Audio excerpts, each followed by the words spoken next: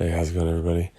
I was trying to think of what I could do to make an interesting video, and came across this team, and it had me thinking, decent amount of emblems, decent team power, obviously a lot stronger than what I'm attacking with.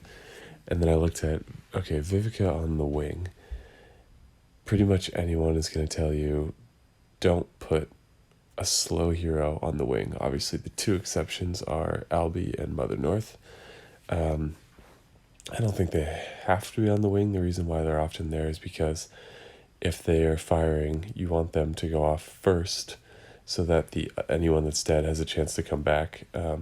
They could also be the left flank, which, depending on how many emblems and what troop you have on them, could allow them to fire faster and still have plenty of survivability. The only thing is if they do, if the left wing dies for some reason, then they won't revive, or they won't, if they're revived with full mana, they won't fire until the following turn.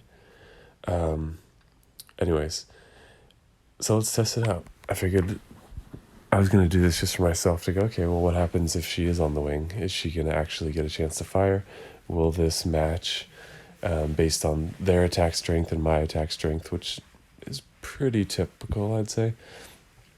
They do have two healers, which is probably too many. I think they should choose one or the other. But anyways, let's see if this does last long enough for her to be a factor, because if so, then it goes to show that slow healers can be a factor. And maybe I'll try to find one more match after this so we can see a few in a row. So let's go ahead with this. Okay, really bad starting board for green, which could give a bit more of an edge to Vivica here. Okay, that'll help.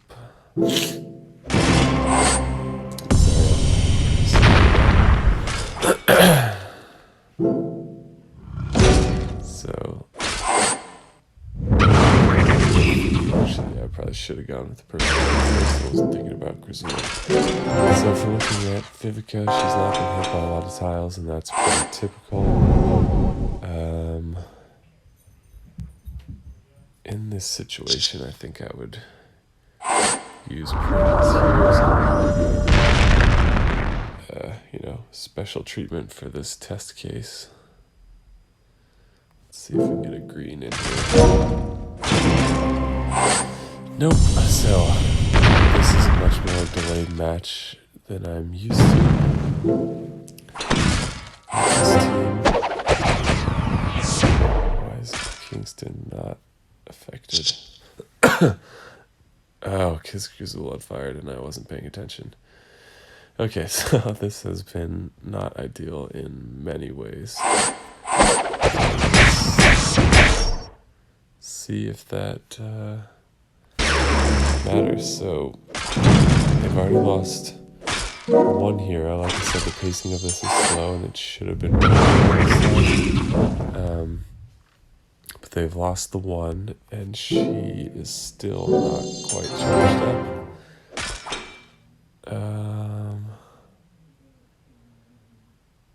So I don't want to give... This is not a situation where I want to see what does it look like if she fires. It's like, will she have the chance to?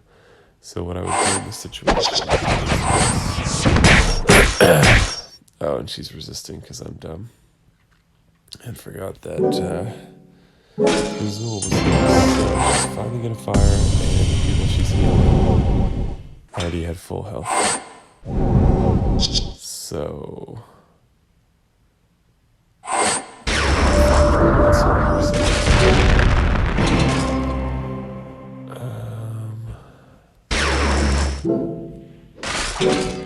I'm just giving her a lot more tiles than I normally would have.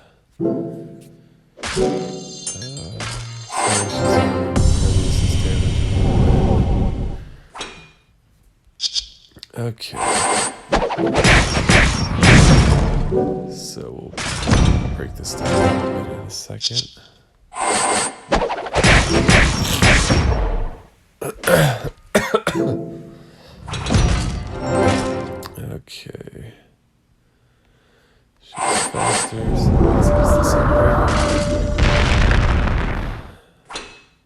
So Vivka, free to do her own thing again. And it's not going to matter. So at this point, some of it is based on team composition, but I usually go for the attackers first. And based on what you can see, this is over. So it's just how long it takes me to get my things back. So I guess we can start to break it down, I guess, from my perspective, which is that in this case, a slow healer on the wing, a second healer is ill-advised. It just came way too late, and it was easy to time around it. There's some faster heroes that it's harder to time things out with based on their speed. So the faster the speed they are, the harder it is to time out when to use your stuff, because a very small cascade could lead to them being charged. That's okay. Yeah, so her being slow is just too easy to work around, and this was me getting a bad starting board and me making a few glaring errors just due to being out of it a little bit. So I think from that situation, slow healer on the wing, terrible idea. Here's another one. Let's see if we can find a different one. It's the same one. Oh my god. Okay, so this is not... I don't really like attacking with my yellow team, but too slow. I guess this is another good continuation. Kenshin, slow tank. Works at slow tank because he's takes so many tiles to kill him that's that many more tiles to charge him up. But then we have Aslar. Very slow. Or not very slow. Slow. Very squishy. Sarnia, slow, very squishy, both on the wing, so the chances of them getting charged up are small. This is not a very good yellow team, so there's other problems with attacking who I'm attacking right now, but, well, anyways, let's see what happens. But this is a good possible test, because putting two slow heroes on the wing like this, you might as well not even have them there, especially with as weak as they are. So let's see how we do.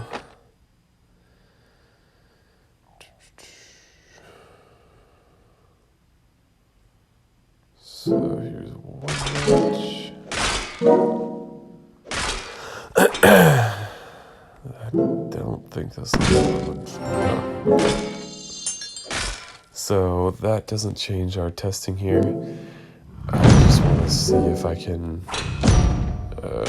prove my suspicion, which is that I can basically just ignore these heroes on the wings, and have that not be an issue. So Kingston is a much bigger set.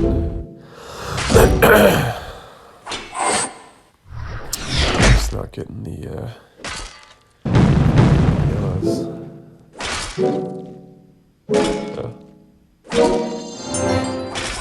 Okay. Yikes. So let's do let's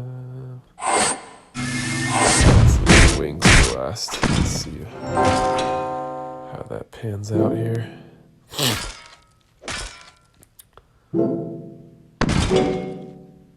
So I don't want to be misunderstood in that I'm saying these heroes aren't dangerous, just that this is not a good place for them.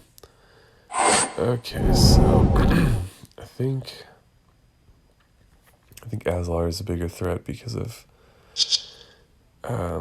what is her class? Wizard and Barbarian, I think. I think she's a bigger threat just because the lingering burn damage.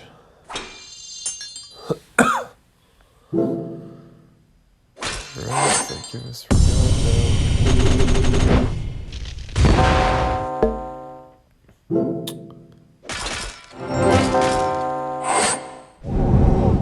okay. So he's close to the fire.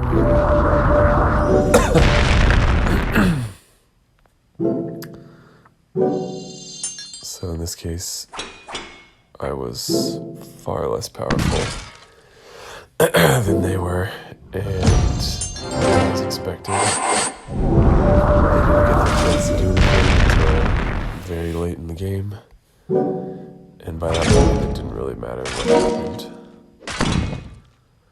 Did lose a few heroes, but you know, if you look at the team I was using, 2 jackals are both super squishy. So, yeah, maybe we can find one more here. So this is much smarter. Slow tank. This is where Kenshin shines most as a tank, and then 4 other fast or very fast hitters. Similar setup here, but an average speed tank.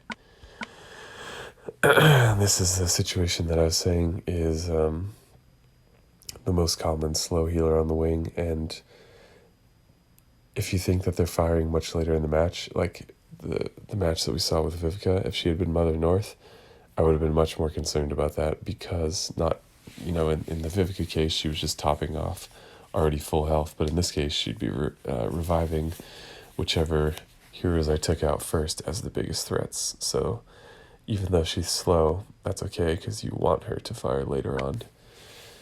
Okay, another... I don't really like this yellow team, but I guess we can try to run it back. 3... Yeah, this is another good situation. We have a fairly dangerous tank, not a very tough tank. Not as squishy as some of them, but we got slow, slow, slow. Again, they're all dangerous, and that's why they're slow. But yeah, the main point is that slow healers towards the outside of the formation, or too many slow healers in one team, is a big weakness. So we'll try it with this pretty weak yellow team again and see what we can do.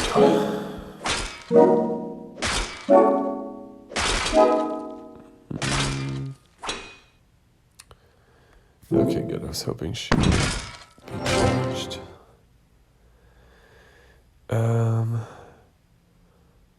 So as a small side point, we're gonna do what I've seen. It was sort of an intuitive approach of mine. But if you watch any of Nittany Lion Roar's videos, he calls it playing the odds, which is a good name for it. So if you look, we have 2 yellows here under Elena. So if we were to get a yellow on either side, that could make a match, which, with the assistance of Jackal's debuff, could mostly kill Elena.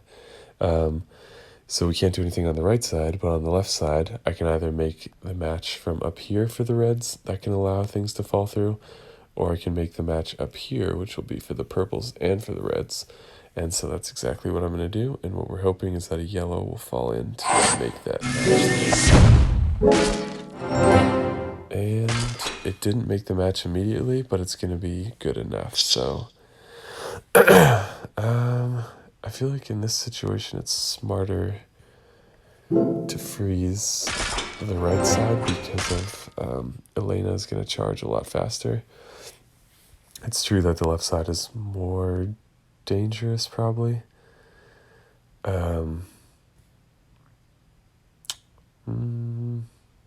So that's what we'll do. And then the poison will kill Elena. And the nice thing about having poison on them, especially with 3 turns left like this, is if she revives again, she's just gonna die again. So I won't have to worry about messing around with her. And then we're gonna play the odds again and hope for some more yellows. Nope. Play the odds again. Wow, she's getting a lot of revives. And see, we didn't have to worry about sending tiles down at her. Unfortunately, the only move that I see here is making the green diamond, which kind of sucks because that's probably going to set off Sarnia. And we need a yellow match before we can do anything. Okay, so late game, this is taking a little bit of a turn. But we're gonna, oh, shit, I just misclicked. Okay, so she's about to go off. We're gonna go, but we'll do the defense round first, really make it count. Then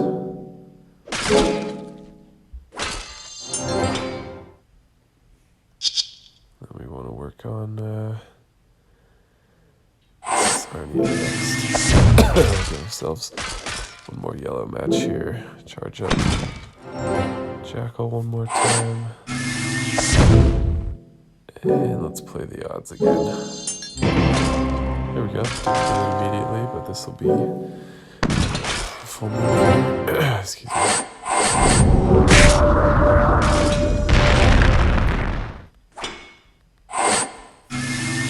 Okay, so very sketchy team on my part, and I took a big hit from a slow hero, which is usually a pretty punishing hit, and we still pulled it off without too much difficulty. So my conclusion here, minimize the amount of slow heroes in your teams, and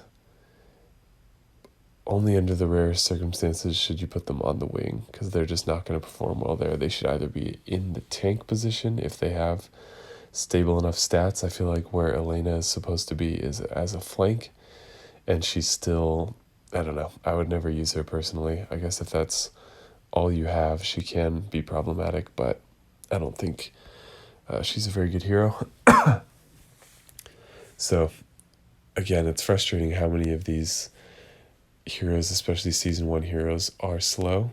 Because I don't know if I were using Vivica where I'd put her. I'd probably put her as a flank, but I don't know. I'd need to have a pretty punishing tank, you know, so it's totally dependent on your roster. But coming back to my points, minimize the number of slow heroes in your defense team, because it's just making it that much less